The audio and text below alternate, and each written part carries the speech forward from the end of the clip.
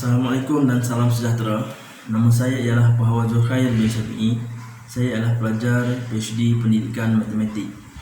Saya akan membentangkan tajuk kajian saya ialah kesan kaedah pengajaran menggunakan modul topikal berpola topo ke atas pencapaian dan sikap pelajar tingkatan 4 terhadap tajuk kebarangkalian peristiwa bergabung.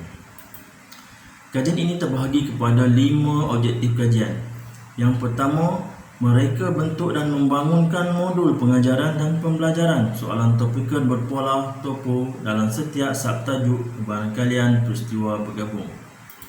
Objektif yang kedua ialah mengenal pasti sama ada terdapat perbezaan signifikan dalam pencapaian dalam tajuk kebarangkalian peristiwa bergabung antara pelajar tingkatan 4 yang mengikuti kaedah pengajaran menggunakan modul topikal berpola topo dan kaedah pengajaran konvensional.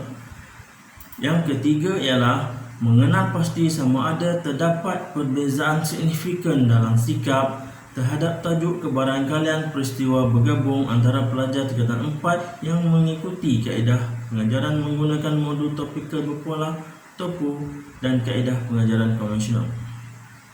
Seterusnya, objektif yang keempat ialah mengenal pasti sama ada terdapat perbezaan yang signifikan dalam pengakalan pencapaian dalam tajuk kebarangkalian peristiwa bergabung antara pelajar tingkatan 4 yang mengikuti kaedah pengajaran menggunakan modul topikal berpola topo dan kaedah pengajaran konvensional. Objektif yang terakhir ialah yang kelima, mengenal pasti sama ada terdapat perbezaan signifikan dalam pengakalan sikap terhadap tajuk kebarangkalian peristiwa bergabung antara pelajar tingkatan 4 yang mengikuti kaedah pengajaran menggunakan modul topikal berpola topo dan kaedah pengajaran konvensional. Kajian ini juga terbahagi kepada 5 persoalan kajian, yang itu yang pertama, bagaimanakah modul pengajaran dan pembelajaran soalan topikal berpola topo dalam setiap subtajuk kebarangkalian peristiwa bergabung direka bentuk dan dibangunkan. Soalan yang kedua ialah, adakah terdapat perbezaan signifikan dalam pencapaian dalam tajuk kebarangkalian peristiwa bergabung antara pelajar tingkatan 4 yang mengikuti modul pengajaran dan pembelajaran soalan topikal berpola topo dan kaedah pengajaran konvensional.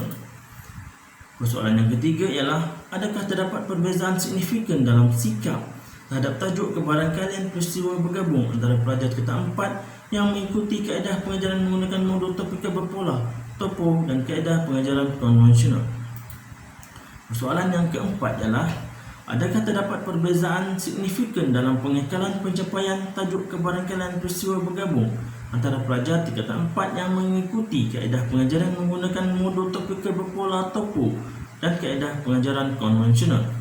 Manakala persoalan yang terakhir ialah yang kelima, adakah terdapat perbezaan signifikan dalam pengakalan sikap terhadap tajuk kebarangkalian peristiwa bergabung antara pelajar tingkatan 4 yang mengikuti kaedah pengajaran menggunakan modul topikal berpola topo atau kaedah pengajaran konvensional. Seterusnya ialah kerangka konsep kajian.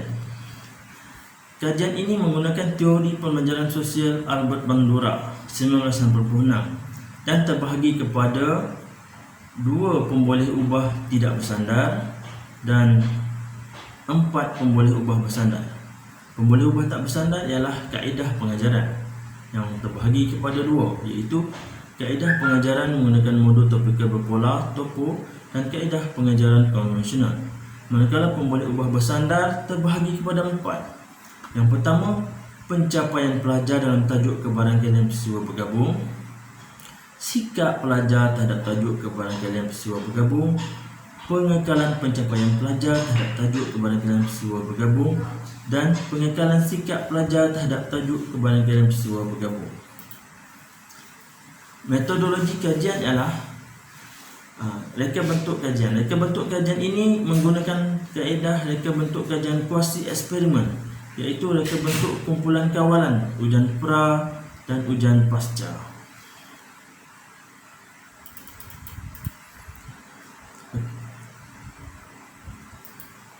Populasi dan sampel. Populasi pelajar yang terlibat dalam kajian ini ialah pelajar tingkatan 4 kurikulum standard sekolah menengah KSSM di daerah Larut Matang dan Selangor di daerah dalam negeri Perak. Sampel kajian ialah terbahagi kepada dua buah sekolah, iaitu satu sekolah kumpulan kawalan dan satu lagi sekolah kumpulan rawatan yang setara.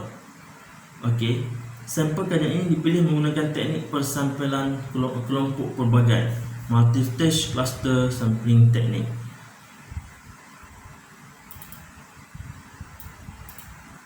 Instrumen kajian. Instrumen kajian terbahagi kepada dua fasa, iaitu pada fasa pembangunan modul. Instrumen yang terlibat ialah soal selidik kesahan kandungan modul, soal selidik penilaian modul dan soal selidik kebolehpercayaan modul.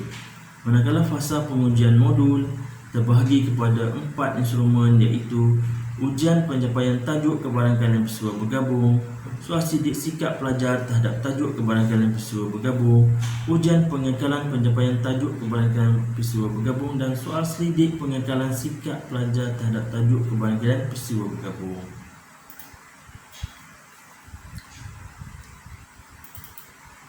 Penganalisisan data. Untuk persoalan kajian yang pertama, data dianalisis melalui kesahan pakar dari 3 pakar modul.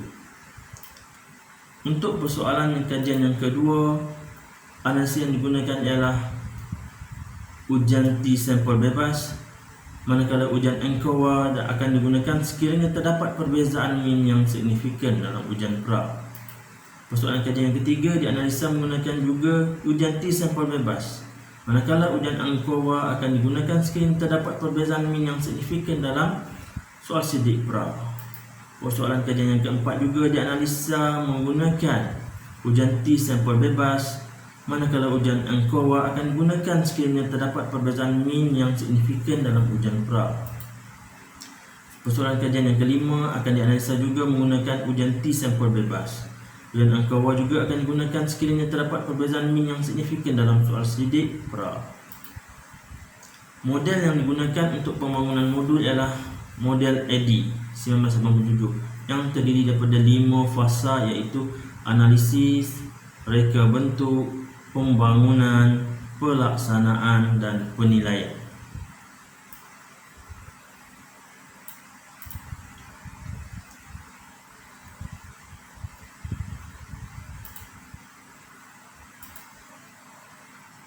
Keistimewaan modul topo.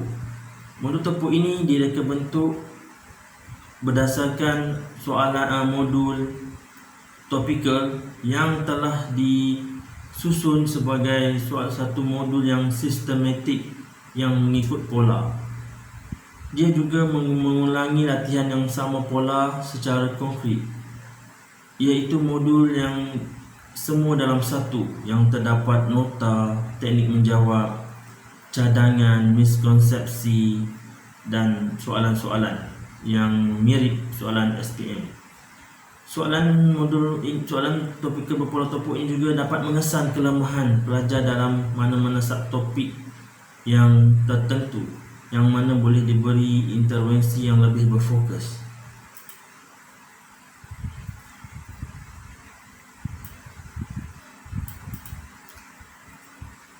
Itu saja dari saya pada kali ini. Sekian, terima kasih.